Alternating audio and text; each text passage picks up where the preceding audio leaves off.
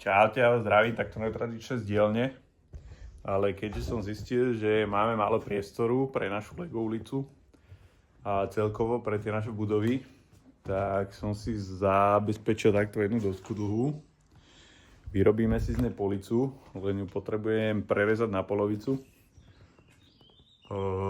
Keďže naša ulica má väčšinu je z modulárnych budov, ktoré sú postavené na baseplatoch, ktoré majú tak 25,5 cm cca.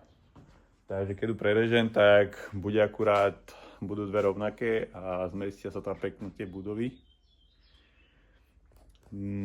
Dáme ich na takéto konzoly, lebo včera sme boli v Ikei, som pozeral nejaké police, mali tam 2-metrové, ale mali nosnosť iba 15 kg a to neviem, či by udržalo, takže si to takto vyrobíme. A budeme mať dokopy 5,4 metra pre tie budovy, takže poďme na to.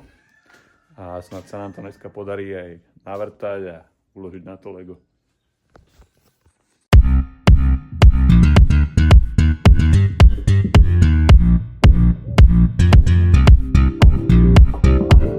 Na polici máme narezané. Trošku si to obrúsim. Rezal som to cez tú fóliu, aby mi neodlietavali kúsky dosky, aby to bolo pekné. Tak dáme si to do garáže a dokončíme to. Dal som dole fóliu.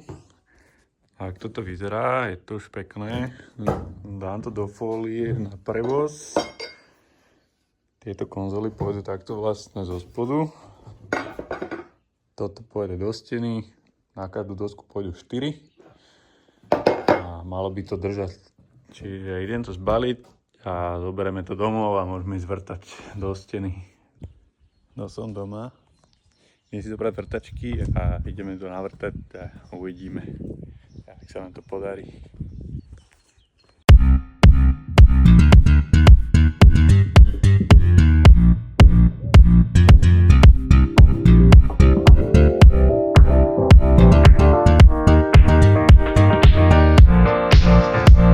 Tak, máme navrtané.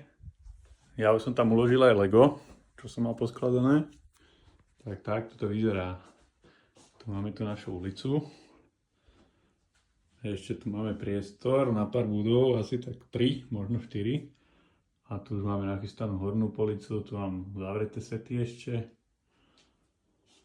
A tu máme ešte 6 modulárov, ktoré môžeme pripojiť k tejto ulici. Tak to je celé, dneska taký pracovný diel, ale máme to hotové a máme zase priestor na pár budov.